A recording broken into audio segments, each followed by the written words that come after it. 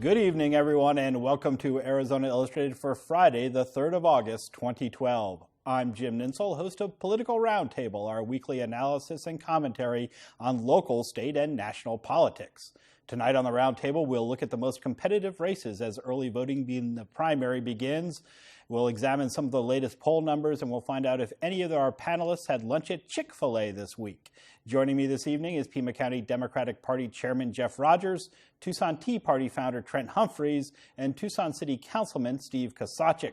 Thank you all for being here. Early voting is underway in our primaries. Trent, in the U.S. Senate primary, at some point earlier this year, you thought that Will Cardin was worth watching, but lately you've said he's really starting to, he's faded big time. Yeah, severely. I mean, the latest poll that came out had him, 22 points down?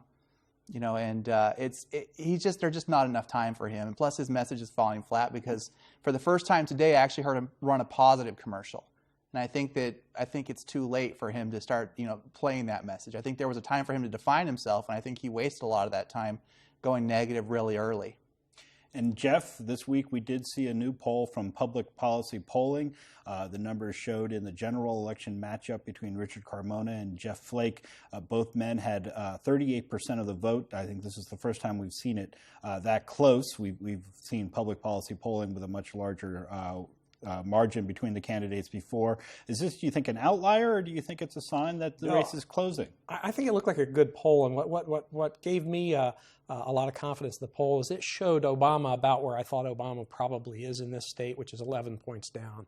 And so I thought that gave some indication that Flake is declining some, and that Carmona is really catching a real head of steam right now. And I think it's all about getting Carmona introduced to people, because as I've said before, when we look at other polls, when you drill down to the people who know who he is and know something about him, he's way above Flake. But it's just a matter of getting him introduced to the people in Arizona, and as he continues to do that, I think he's going to continue to get more traction. And Steve, you've actually crossed party lines to support Richard Carmona in this race.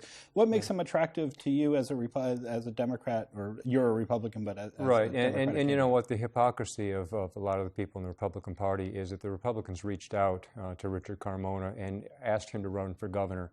They asked him to take the Homeland Security position. They even tossed the bait out of maybe a vice presidential consideration at some point. Nothing about his resume is objectionable to the Republican Party.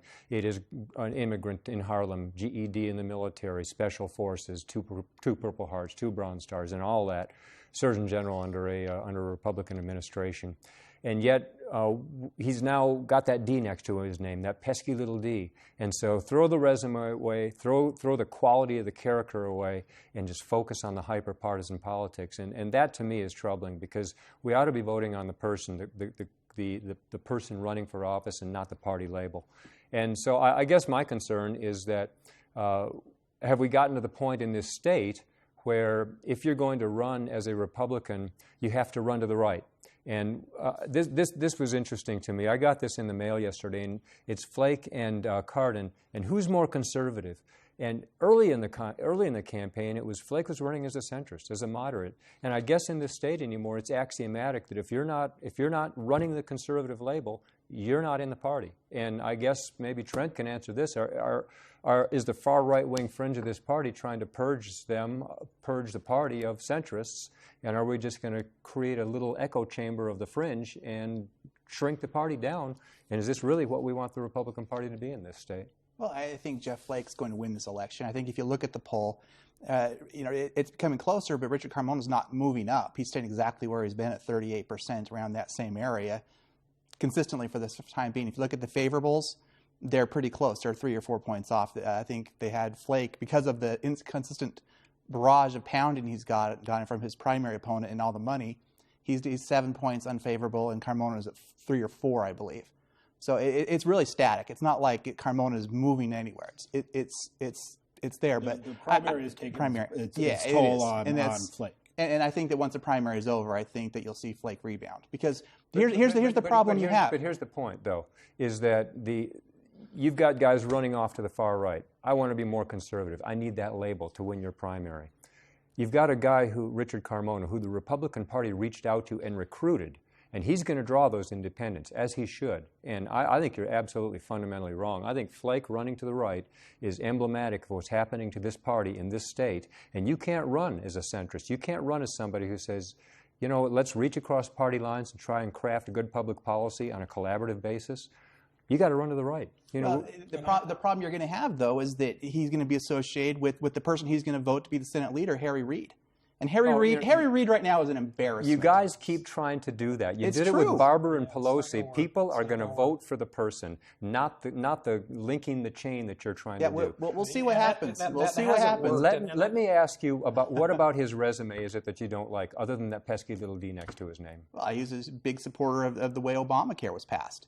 That's huge. That's factually incorrect. And I was there, Steve. I went to the meetings. I heard what he had to say. We're talking about the man's resume. This is what he brings to the table. He has reached out across party lines. He's recruited support from all different parts of the political spectrum, something that clearly Flake is not doing, or he wouldn't be running palm cards like that. That's not Flake's card. That's from Club for Growth. Oh, would he dismiss it as not representing his position? You can't talk to him anyway. I'm sorry, Trent. I'm sorry, Trent. That's lame. I think Steve brings up a very good point here. Is that the Republicans have been doing this for several election cycles now, and I think they're going to pay the price for it. And I think they're going to pay the price for it in Romney's case as well, by him running to the right as far right as he did to win this primary. And so what we're going to see, what I'm really troubled by is that the lesson they should take away from it is the lesson that Steve is giving them right now. But I'm not sure that will be the lesson. I think the lesson, when Obama wins this election, they're going to say, we didn't nominate a true conservative, and they're going to go further to the right again. I think that's what's going to happen, and it may take a while for this, for the Republican Party to get back to the party it used to be. I'm thinking a conservative Republican Party did just fine 2 years ago, despite all the naysay by both of you. And the reason why is because there's a national trend. People are tired of the spending. They're tired of the name calling. They're tired of all the negativity that comes from you and lately from you. And I'm surprised about that. Let me address that, because where you're hearing the name calling and where you're hearing the flame throwing is from the fringe at both ends. I think what people want, and you're seeing this represented in party registration, is people who are willing to step up and approximate the middle. You're not hearing me doing a bunch of name calling. What you're hearing me doing is react to people like you who are saying, we need to purge this kind of guy out of the party, because what he has been willing to do is try and create good public policy from a minority position, which requires me to reach across party lines and try and work collaboratively in a compromised way. That is unacceptable to people on the fringe right. And that's the problem with this party right now. Richard Carmona's not a Republican. He's a Democrat. He's been an independent all of his life until 6 months ago. Well, he made his choice. All right. I think, and actually we'll probably readdress a little of this topic when we talk about the race with some of the Pima County supervisors, but let's talk about one other poll, the poll that showed in Congressional District 2 that it was a primary poll, and it showed that Matt Hines was trailing Congressman Ron Barber by more than 60 points in this primary race. Jeff, is that about where you think these numbers are at? Yeah, that's about where I thought they were. I was surprised he even broke 10%. Hines did. He's, I love Matt. He's a really nice guy, really bright guy, and should have a bright future. But this probably just was not a race he should have been running. I mean, Barber is, he's a strong centrist that appeals to this kind of a district, and this district is built for him in many respects, just like Gabby Giffords and Jim Colby before that. I mean, this is a very centrist district, and he appeals to the voters. One of the things that was really good in the poll is his favorability rating was in the 80 percentiles. I mean, this is someone who I think is going to skate to victory both in the primary and I think even in the general election. You saw they polled those numbers, right, and he was 13% ahead of McSally already. Right, that was the other poll I wanted to talk about. It showed that Ron Barber's leading Martha McSally 53 to 40%. And Trent, is this a problem for McSally having numbers like this at this point in terms of just being able to get the fundraising that she's going to need to be able to do run a competitive campaign? I think Martha's big problem is going to be, if you look just over the next district, you see Jonathan Payton, closing in on Kickback Kirkpatrick. That's going to be that's a big deal. I think you're going to see a lot of money go there rather than money that might have went to Martha McSally instead. Well, that poll was a ridiculous poll. I mean, if you looked at they wouldn't release the crosstabs on it, which is the drill down information to the bottom. Plus, on top of that, that same poll, to give you an idea how skewed it was, showed Obama losing by 28 or 29 points or something to in a district that's pretty much the same as it was before, where he only lost to McCain by 3 points. So that tells you that poll is not anywhere near reliable at all. So I don't. And that was a survey that showed, I think, a 46% for Kirkpatrick, 43% for Payton, and that's the new district that covers and keep in mind Oro that Valley, that Marana. same pollster nailed that election dead on 2 years ago. 6-point lead for Gosar. Nailed it. And Steve, you're still supporting Ron Barber. Martha McSally's problem is not Jonathan Payton. Martha McSally's problem is that she is Jesse Kelly 2.0, and the voters already answered that question. There is not a dime's worth of difference between the two of them. I agree with Jeff on this one that Ron Barber has represented this district for years and years. He has run the office. He knows the constituents. He knows the issues, and he's not going to have any trouble in the general. And how about over in the District 1 race with Payton and Kirkpatrick? Are you Jonathan is jumping around from jurisdiction to jurisdiction to try and find a home, and I think that's going to hurt him in this. It's tough for me to support a guy who has been in such an adversarial role with respect to the city of Tucson. He crafted litigation against us. He tried to run legislation against us, and now he's moved out beyond the city limits, probably where he ought to be if he wants to run a successful race, because the people in this community will remember that. Right, and the Pima County, and he, tried to cheat Pima County taxpayers out of the amounts of money that they should have been paid by Marana when he ran the bill to give our sewage treatment plant to Marana. So, I mean, county taxpayers, have got to remember that. Okay, and Trent, you think this is going to be a more competitive race in this race? I think if it's close right now, I don't see, because they know Kirkpatrick, and the Indian reservations don't like her. They don't vote for her, not supporting her in the primaries. In fact, at the recent meeting, Jonathan got a higher score in their reviews than she did. So I just don't see. I've been to Eastern Arizona. I know the people there, and I know that they rejected Kirkpatrick once, and they're going to do it again. And Jeff, this week Ron Barber and Raul Grijalva both voted on the tax plan to keep the Bush tax cuts in place for everyone earning below $250,000. The bill failed in the House, and this looks like it's going to be one of the central themes of the presidential race. I think it probably is, and I think what we're going to see is we're going to see that we're going to go off that cliff temporarily in January because I don't think they'll be able to put anything together by the end of the year on the tax plans. And then as soon as Congress starts the new term, the Democrats will propose their cut in taxes for people making $250,000 or less, and the Republicans will be in a position of voting against the tax cut if they want to vote against it. I don't think they will. I think that's how it's going to resolve itself, but I think it's going to create a lot of uncertainty in the stock markets and in the business community if we can't put something together now. And Trent, your thoughts on that vote? Oh, I think as soon as we get our new president, then we'll go ahead and make tax policy that makes sense for all of America, and we'll actually bring jobs and not just pit one group against another like what we're having here. That's what was surprising me about you is you can't see what the Democrats are doing. Because look, you didn't complain about my support when you ran for city office. And let me address that because that's an interesting comment. When I was running for city council, your group, the Tea Party, came out and said, we are a nonpartisan group who wants to see fiscal responsibility. And you loved it because I was running against this fully publicly funded hotel. As soon as we won that issue, I started going after things like opposing a 15% cut across the board for police and fire, fixing the 911 system, fixing the Parkwise system, taking on the city-county courthouse issue that was a foolishly drawn development agreement, fixing the RTA and talking. Those weren't hyper-partisan issues, and so I didn't quite fit into your template because you couldn't pit a Republican against a Democrat. Where you guys started going about me was when I turned my attention up north to Phoenix and started taking on the legislature. Things such as how to tell in the city of Tucson how to hire, who to hire, how much to pay, how to do our purchasing, how to carry out bond elections, how to carry out all of our elections, which you have lost in court.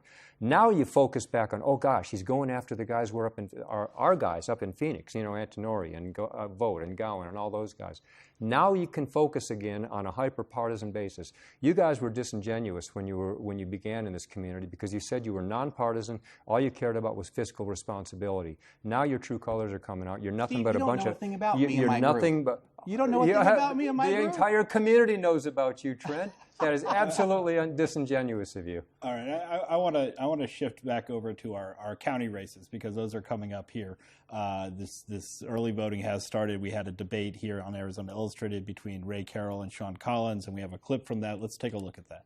People in southern Arizona cannot drink sand. We need potable drinking water. I've been fighting for my constituents over this issue. It's about the water, Jim. It's about not only going to the mine, it's about the waters that come off that mine. The waters that come from that mine, or actually I would dispute that. The waters that come from that mine are going to be treated much as you treat sewage. Oftentimes we drink water that has originated and gone through a sewage plant. There are some facts out there that my opponent distorts, and I would suggest that he research that a little further. All right, Steve, what's your take? You went to the debate again with these guys last night, right. which was a Tea Party debate. What was your thought? This is one that Trent and I may agree on. Sean Collins is woefully unprepared for that position. He doesn't understand public sector budgeting. He is completely naive about how to create good public policy from a minority position, which he would more than likely have to do. He even botched the softball that was thrown to him with respect to Rosemont Mine. I think Ray Carroll has shown that he has represented this district well. The troubling thing about the debate that you had on here is similarly. With the Flake palm card there, is everybody was trying to say, I'm more conservative than you. Ray Carroll doesn't need to do that. He has supported fiscal responsibility, conservative position. He has also taken an environmental position, which is at the left end of the spectrum. And so Ray doesn't need to run the conservative mantle unless he has to do it to win a Republican primary, and that's troubling to me. And Trent, you've said in the past you don't think Sean Collins has done what he needed to do to upset Ray Carroll in this race. He needed more money and more work, and it just didn't happen. I don't think there's enough time left for him to make a push here, and I don't know that he's the candidate to beat Ray if that was the case. And how about this race over in District 1 to replace Ann Day? We've still got 4 Republicans over there. Vic Williams, the state lawmaker, Mike Helen, the former Arizona State Party chair, Allie Miller is with the Tea Party Patriots, and Stuart McDaniel is a conservative activist in the real estate community. Your thoughts? Anybody breaking out of the pack there yet? Everybody asked that, and I don't think anybody has a handle. I mean, no one's obviously going to pull that race. It's so small, and it's one of those things where, as we've talked about before, only about 10% of anybody that you talk to could actually name who their county commissioner is, and so our county board supervisor person is. So I just don't, I don't know. I mean, what I have to look at is who has, name recognition, number one, but good name recognition, second, because you can have name recognition and it doesn't help you. So I think that, right now, if I look over and see what's going on, you put a gun to my head, I'm going to have to say Mike Helen probably wins that because I can identify his constituency. And Steve, would you get any sense of what's happening 2 in a over row, there? we agree. I think Mike Helen's probably the one who's going to emerge from that four-way fight. He's got name recognition, but he's also got experience, and he knows the issues. He's been down the road before. He knows how to create public policy in a collaborative manner, and I think people are going to respect that. And Jeff, whoever comes out of that, you're hoping we've got an outstanding candidate. I think if it's a tough district, an uphill fight for us because of the registration advantage the Republicans have there. But I like our chances really well if they don't nominate Helen. Because he's cut from more of the same cloth that Ann Day was, that maybe Ray Carroll is, but if we see some sort of a purge to the right here, and someone like Allie Miller, it's going to increase our probabilities there. But I think Nancy Young-Wright is probably the finest candidate that we could have possibly have been lucky enough to have in that district. With all of her years on the school board and in the state legislature, she's worked across party lines to improve the schools in Amphi. She's just an outstanding candidate, and she's going to give whoever they nominate a real run for their money. And as long as we're talking about the county races, I had a story in the Weekly this week about a group called Arizonans for a Brighter Future, which is an organization, a nonprofit organization that's getting involved in politics and is running some ads about their concerns about county debt, for example, on television. And Jeff, I think this is the first time we've seen a nonprofit organization like this, which have been kind of empowered in the wake of Citizens United and being able to keep their contributors anonymous. The first time we've seen them operating on a local level like this. First time we've seen him here in Tucson. I think that, this is just dangerous for democracy. I mean, this was one of the worst decisions the Supreme Court has ever reached in my lifetime. Going all the way back to Teddy Roosevelt, we agreed that corporate money and union money should both be limited into how much they can affect these kinds of races. And so I find it very disturbing and very troubling, and I think it sort of says our democracy is for sale. And you have to realize that all along the time when Democrats were proposing all kinds of campaign finance reforms, the Republicans were saying, no, we don't need those. All we need is disclosure. Well, we do have an act called the Disclose Act, but now that Citizens United, that decision was issued allowing unlimited money from corporations and from unions. The Republicans have said, oh, no, now we don't want disclosure. We don't want disclosure at all. We want to hide who these donors and who these people are. And there are quite a few donors, actually, who will not donate to these kinds of organizations if they know their name is going to get out there because it damages their business. We can look at what happened to Target in Minnesota, where they backed a ballot initiative to against gay marriage, and there was a huge backlash there. These things, people don't want to be associated with controversial things if they can avoid it. So I'm troubled by it. And this guy seems to just have a bone to pick over a highway or a roadway that may go through his property, and he has a preferred way of doing it, which would make more money for him to put a shopping center on a corner. So. He's got a personal bone to pick, I would say, and I don't know whether he'll have any effect on any races with that, but that's about it. That's what I wanted to ask Trent. Do you think a group like this will have an impact on the races this year? Well, I think the problem you have is, if you're going to spend money a certain way, you got to be, and you're going to use it on television advertising, you got to have a message you can convey in a short amount of time. And I'm not sure that what they're trying to do with the method that they're trying to use is going to be that effective. And Steve, this, as Jeff alluded to, there's the fellow behind this, a developer named Mike Farley, does own some land up on Valencia and Kolb, and there was an interest in doing a shopping center there, and he doesn't like the way the county has designed the roadway there, and he had been talking to the city about annexation possibly, and that kind of brings up the whole question of annexation and whether or not the city is undercutting the county in some of its negotiations with developers. I thought maybe you could weigh in on that. Well, I can, but first of all, you were around when Teddy Roosevelt was here? I wasn't around, okay, all right. but he's certainly my favorite Republican president. I understand. You've got the TR mustache. There you go. With respect to the other issue, I doubt highly that intuitively we all know that the framers of the Constitution did not have spending money in mind when they were talking about free speech. As long as we have that court decision, though, let's see who's speaking and let's see how loudly they're speaking, who's doing it, how much are they donating. With respect to the Farley issue, this is similar to an annexation issue that we just went through at Craycroft and River, where the county had on their 2030 transit plan $73 million to widen River Road between Pontotoc and Sabino Canyon. They saw the annexation possibility, wanted to fight the city on it, and so they pulled the money off the table. So a pox on the county's house on that. But then what the city does is they came along and they said, we'll annex the southeast corner of that intersection up to the northern southern rim of edge of river, leave you with the transit problem, but we'll take the developable space. This is an example, and Farley's situation is similar, where the city and the county are just unable to work together, and the losers in this are the people using the roadways and the taxpayers who are going to have to fund the fix. So what I've done is on August the 16th, I've got a meeting coming up, and I've got someone from Huckleberry's office, TDOT, city manager, District 1, District 4, Ward 2, and some of the neighborhoods and the builder, saying, look, let's sit around the table, have this cathartic contest, frankly, and let's get it out of our systems and find out how we can work together for the greater good of the community.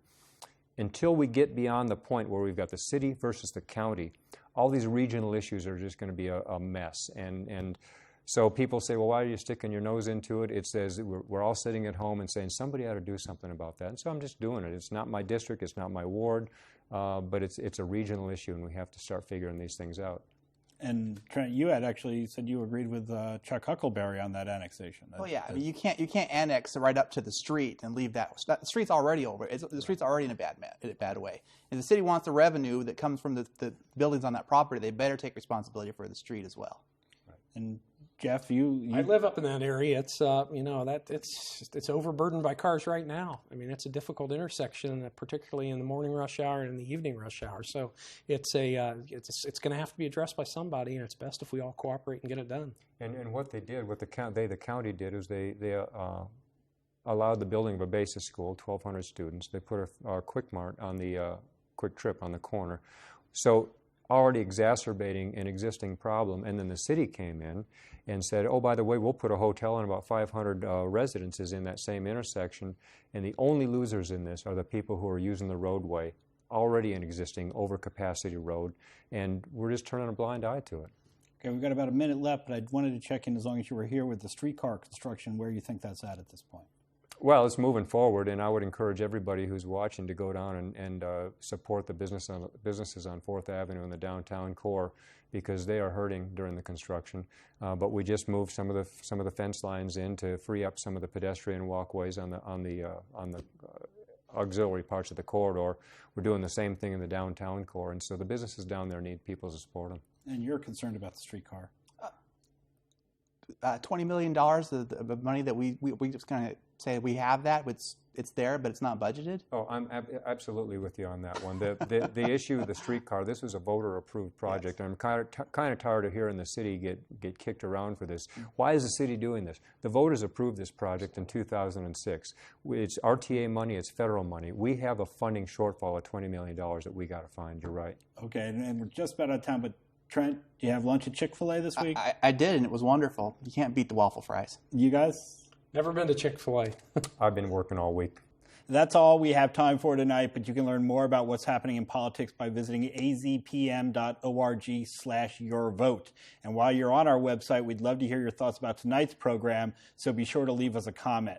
And to find out the latest from AZPM, follow us on Facebook and Twitter. Stay tuned next for the News Hour, and then at 8:30, tune into Arizona Week for an interview with Governor Jan Brewer.